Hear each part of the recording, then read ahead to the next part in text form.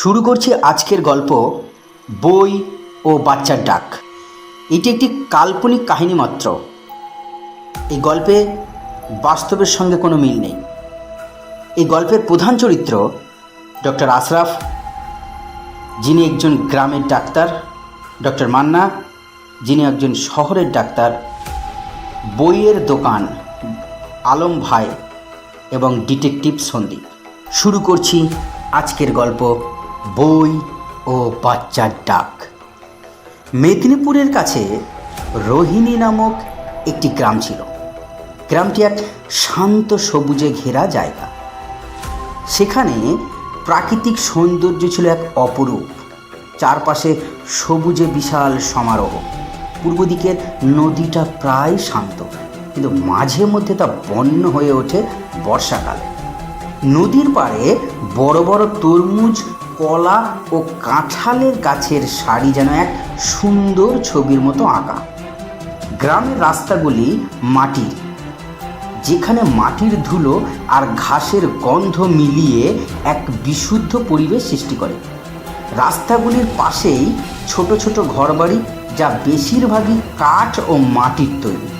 প্রতিটি বাড়ির সামনে ছোট্ট বাগান, যেখানে নানান ধরনের ফুল ও ফলের গাছ রয়েছে। খরচ কম, কিন্তু জীবন সহজ। এমনটাই এই গ্রামের এক সাধারণ চিত্র। গ্রামের জীবনযাত্রা বেশ সাদামাটা। এখানে সবাই একে অপরকে চেনে। সবার মাঝে পারস্পরিক সম্পর্ক অত্যন্ত গভীর। সকাল হলেই গ্রামের মানুষরা মাঠে কাজে বেরিয়ে যায়, যাদের বেশিরভাগই কৃষক। ধান, গম, মরিচ, আলু এই সব ক্ষেতের কাজ চলে। কিছু মানুষ মাছ ধরতে গিয়ে নদীতে চলে যায়। আবার কিছু মানুষের কাজ হলো মুরগি পালন, গরু চারণ করা। গ্রামের প্রতিটি বাড়ির উঠোনে সাধারণত একটি গোল পাতার ছাউনি দেওয়ার চেয়ার থাকে, যেখানে বাচ্চারা বসে খেলাধুলা করে, বৃদ্ধরা গল্প করে, আর নারী পুরুষ সবাই মিলেমিশে কাজকর্মে লেগে থাকে। সব কিছু যেন এক বিশাল গ্রাম নিয়ে একটি পরিবার। গ্রামের মধ্যে একটি ছোট্ট মন্দির রয়েছে, যেখানে গ্রামের মানুষজন নিয়মিত প্রার্থনা করতে আসে। ঈশ্বরের কৃপায় তারা তাদের দিন যাপন করে এবং বিশ্বাসে অটুট থাকে। গ্রামের মানুষরা এখনও বেশ ঐতিহ্যবাহী। তারা অল্পতেই খুশি হয় আর একে অপরের সুখ দুঃখে অংশ নেয়। গ্রাম্য বাজারে সাধারণত সাপ্তাহিক হাট বসে, যেখানে গ্রামের লোকজন একে অপরের সঙ্গে আড্ডা দেয়, নানান রকম জিনিস কেনাবেচা করে। এখানে কোনো বড় শহরের কোলাহল নেই, কোনো দুশ্চিন্তাও নেই। তবে গ্রামবাসী জানে যে তাদের প্রাকৃতিক জীবনযাত্রা, শান্ত পরিবেশ এবং ঐতিহ্য রক্ষা করাই তাদের সবচেয়ে বড় সম্পদ। এই গ্রামে বসবাস করত এক নামকরা ডাক্তার। তার নাম ছিল আশরাফ।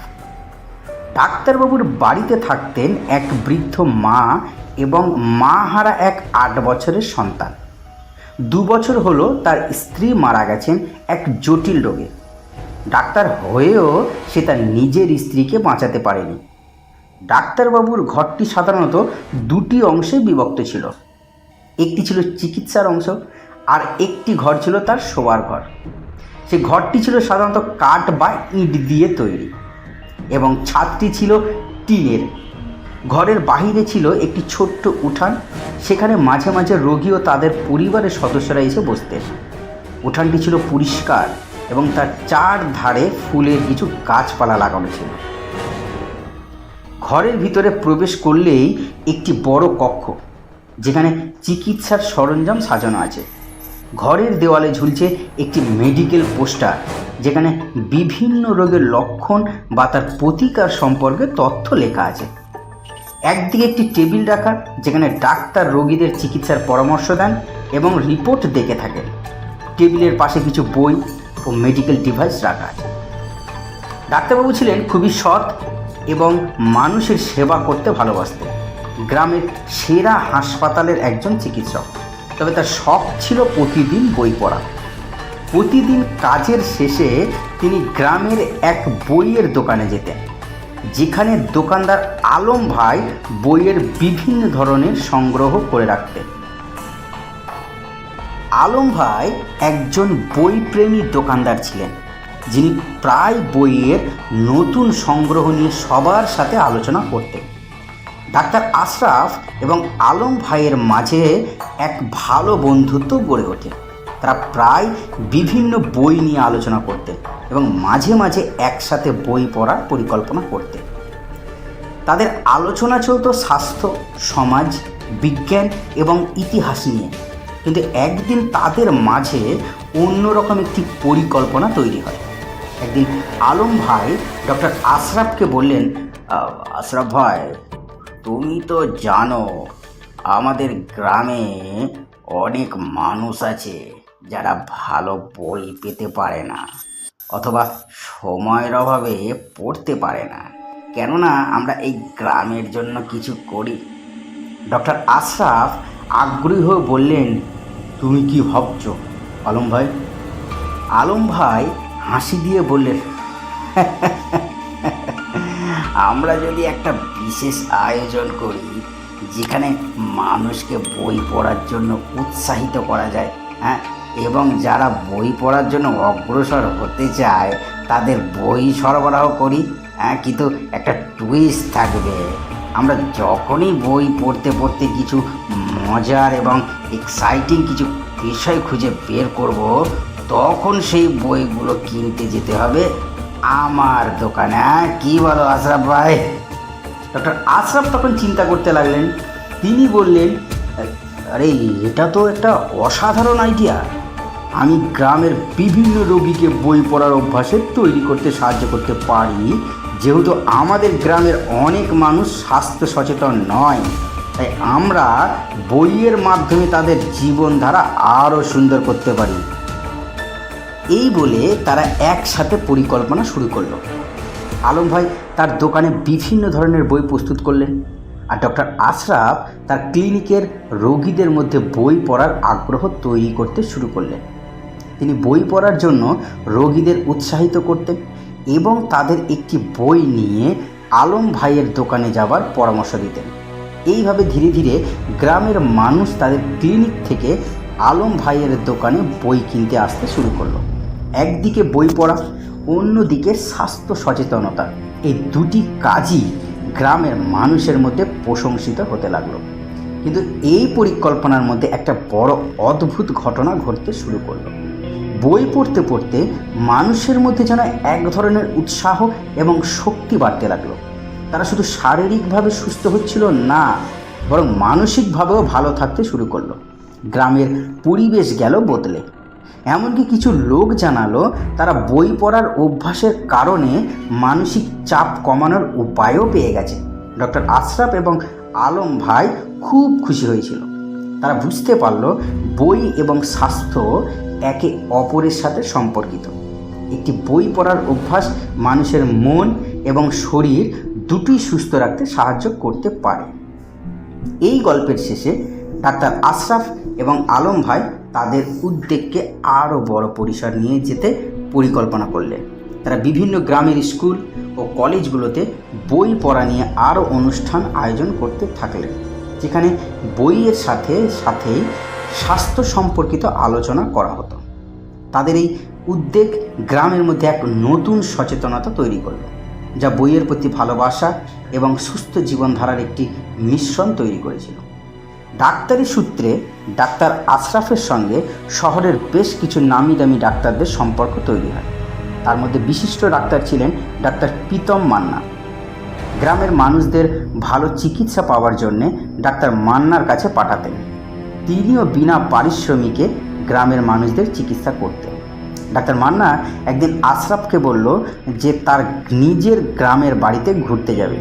ডাক্তার আশরাফ একদিন তার বন্ধু মান্নাকে সেই কথা মতো নিজের গ্রামের বাড়িতে নিয়ে আসে। ডাক্তার মান্না গ্রামে এসে খেয়াল করে যে প্রতিটা মানুষ বইয়ের সঙ্গে যুক্ত থাকে, বিশেষ করে বাচ্চারা খেলাধুলা বাদ দিয়ে বই পড়ার প্রতি বেশি মনোযোগী। ডাক্তার মান্না এগুলো দেখে ডাক্তার আশরাফকে বলে, শহরের মানুষজন, বাচ্চারা তো বইয়ের মধ্যে আসক্ত থাকে না, তো এটা হলো কি করে? তখন ডাক্তার আশরাফ তার বন্ধু বই দোকানদার আলম ভাইয়ের ঘটনাটি পুরো বলে। ডাক্তার মান্না শহরে ফিরে যাওয়ার বেশ কয়েক মাস পর গ্রামে ঘটে যায় এক চাঞ্চল্যকর ঘটনা। একে একে গ্রামের মানুষ এবং বাচ্চারা গুরুতর অসুস্থ হয়ে পড়ে। ডাক্তার আশরাফ গ্রামে থাকাকালীন এত মানুষজন একসাথে অসুস্থ হতে এর আগে কখনো দেখেনি। যেহেতু গ্রামের থেকে শহরের চিকিৎসা অনেক উন্নত, তাই সে সময় নষ্ট না করে তার বন্ধু ডাক্তার মান্নার কাছে গ্রামের মানুষ ও বাচ্চাদেরকে একে একে করে পাঠিয়ে দেয়। গ্রামের মানুষরা সুস্থ হলেও বাচ্চারা সঠিকভাবে সুস্থ হয়ে ফেরত আসে না, যার মধ্যে 11 জন বাচ্চার মৃত্যুর খবর আসে। এই খবর শোনার পর গোটা গ্রাম হয়ে যায় যেন এক যুদ্ধের ময়দান। কান্নার আওয়াজ। শান্তিপূর্ণ গ্রামটি হয়ে যায় এক অভিশপ্ত গ্রাম। গ্রামের মানুষ রেগে গিয়ে ডক্টর আশরাফকে দোষারোপ করে এবং পুলিশের হাতে তুলে দেয়। এই খবরটি চলে যায় সরকারি গোয়েন্দা দপ্তরে। গোয়েন্দা বিভাগের সবচেয়ে উচ্চপদস্থ কর্মকর্তা ছিলেন সন্দীপ শর্মা। তারই উপর এই ঘটনাটি পুনরুদ্ধারের দায় পড়ে। ডিটেকটিভ সন্দীপ ডাক্তার মান্নাকে ডাক করায়, সমস্ত রিপোর্ট দেখতে চায় ও জানতে চায় এত মানুষ অসুস্থ ও বাচ্চাগুলো মারা যাওয়ার আসল কারণ কী। ডক্টর মান্না ডিটেকটিভ সন্দীপকে জানায় যে গল্পের বইগুলো এমনভাবে বানানো হতো যেগুলো বাচ্চারা পড়ে ঘটনাগুলো নিজের মধ্যে বাস্তবায়ন করত এবং ঘুমের মধ্যেও ভাবত যে সেই গল্পের ঘটনা যেন তাদের নিজেদের মধ্যে হচ্ছে, এবং তার পরিবর্তে তারা মানসিকভাবে আক্রান্ত হয়ে শ্বাসকষ্টে মারা গেছে। সেই বইগুলো পরীক্ষা নিরীক্ষার জন্য ডিটেকটিভ সন্দীপ পরীক্ষাগারে পাঠায়। পরীক্ষাগার থেকে রিপোর্ট আসে যে বইয়ের গল্পগুলো সত্যি ভয়ানক, কিন্তু তার থেকে আরও ভয়ানক সেই বিষে পাওয়া খালি চোখে না দেখা এক ধরনের বিষ, যে বিষের ফলে বাচ্চারা অসুস্থ হয়ে পড়েছে ও কিছু বাচ্চা মারা গেছে। ডিটেকটিভ সন্দীপ তৎক্ষণাৎ বই দোকানদার আলমকে অ্যারেস্ট করে, যেহেতু এই বইগুলি আলমের দোকান থেকেই কেনা হয়েছিল। বই দোকানদার আলমের মারফত জানতে পারে আসল দোষী কে।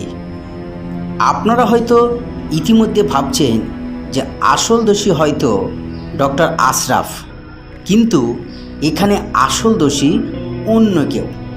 এখানে আসল দোষী হচ্ছে ডক্টর প্রীতম মান্না, যে কিনা কিছু পয়সা রোজগারের জন্য আলম ভাইয়ের মারফত, যে কিনা আলমের সহযোগিতায় বইগুলোর মধ্যে এক অদৃশ্য বিষ মিশিয়ে দেওয়ার কথা বলে। যাদের বই পড়ার সময় জিভের লালা দিয়ে বইয়ের পাতা উল্টানোর অভ্যেস আছে, কেবল তারাই অসুস্থ হবে, এবং বড়রা এই বিষ থেকে বেঁচে ফিরলেও কিছু বাচ্চা মারা যাবে, এবং সেই মরা বাচ্চা ব্যবসা করবে এবং তার পরিবর্তে প্রচুর টাকা ইনকাম করবে, এবং সেই টাকারই কিছু ভাগ আলম ভাইকে সে দিয়েছিল। এই ঘটনাটি বাস্তবের সঙ্গে কোনো মিল নেই। এটি একটি কাল্পনিক কাহিনী এবং আনন্দদায়ক গল্প।